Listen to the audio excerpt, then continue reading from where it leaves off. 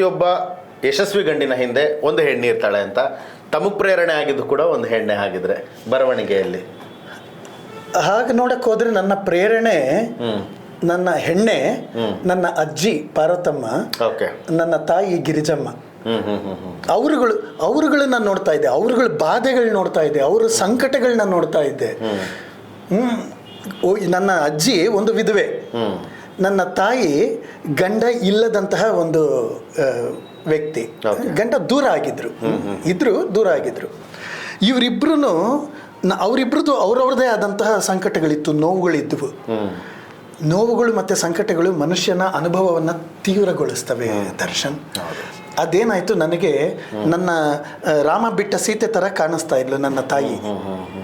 ನನ್ನ ತಂದೆ ತುಂಬ ಉತ್ತಮವಾಗಿರುವಂಥ ಸ್ಥಿತಿನಲ್ಲಿದ್ದರು, ಆದರೆ ನನ್ನ ತಾಯಿನ ಒಪ್ಕೊಂಡಿರಲಿಲ್ಲ, ಸ್ವೀಕರಿಸಿರಲಿಲ್ಲ.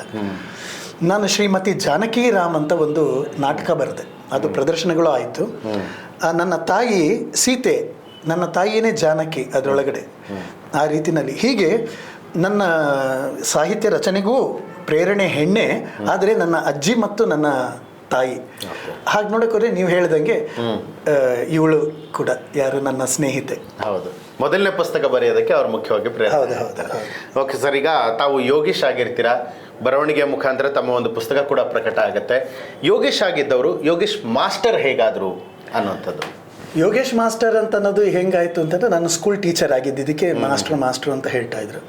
ಆಮೇಲೆ ಸುಂದರಶ್ರೀ ಅವರ ಜೊತೆಯಲ್ಲಿ ಕೆಲಸ ಮಾಡಬೇಕಾದ್ರೆ ಅವರ ತಂಡದಲ್ಲಿ ನಾಟಕದಲ್ಲಿ ಅವರು ಇನ್ಫ್ಯಾಕ್ಟ್ ಅವರು ನನ್ನ ಮೊದಲು ಯೋಗೇಶ್ ಮಾಸ್ಟರ್ ಅಂತ ಕರೆದಿದ್ದರು. ಶ್ರೀನಿವಾಸ್ ಮೇಷ್ಟ್ರು ಅಂತ ಒಬ್ಬರು ರಂಗಕರ್ಮಿ ಇದ್ದರು. ಹಾಗೆಯೇ ನಾನು ಯೋಗೇಶ್ ಅಂತಂದರೆ ಯಾವ ಯೋಗೇಶ್ ಅಂತ ಅನ್ನೋದಕ್ಕೆ ಮೇಷ್ಟ್ರು, ಯೋಗೇಶ್ ಮೇಷ್ಟ್ರು ಅಂತ ಅಂದ್ಬಿಟ್ಟು ಅವರು ಬಾಯಿ ಮಾತಿನಲ್ಲಿ ಹೇಳ್ತಾ ಇದ್ರು. ನಾನೇನು ಮಾಡಿದೆ, ಅದನ್ನೇ ಇಟ್ಕೊಂಡೆ. ಯೋಗೇಶ್ ಹುಣಸೂರು ಇದ್ರು, ಮತ್ತು ಯೋಗೇಶ್ ಅಂತ ಬೇರೆ ಬೇರೆ ಲೇಖಕರು ಇದ್ದರು, ಮತ್ತು ಲೇಖಕರೇ ಎಷ್ಟೊಂದು ಜನ ಇದ್ದಾರೆ ಯೋಗೇಶ್ ಅಂತ. ನಾನು ಗಿರಿಜಾ ತನಯ ಅಂತ ಇಟ್ಕೊಂಡೆ, ಗಿರಿಜಾ ತನಯ ಅಂತ ಯಾರೋ ಲೇಖಕರಿದ್ರು. ಗಿರಿಜಾ ಸುತ ಅಂತ ಇಟ್ಕೊಂಡೆ, ಗಿರಿಜಾ ಸುತ ಅಂತಾನು ಯಾರೋ ಲೇಖಕರಿದ್ರು. ಎಷ್ಟೊಂದು ನನ್ನ ಪೆನ್ ನೇಮ್ಗಳಲ್ಲಿ ತುಂಬ ಬರೆದಿದ್ದೀನಿ. ನಂದು ಒಟ್ಟು 16 ಪೆನ್ ನೇಮ್ಗಳಿದೆ.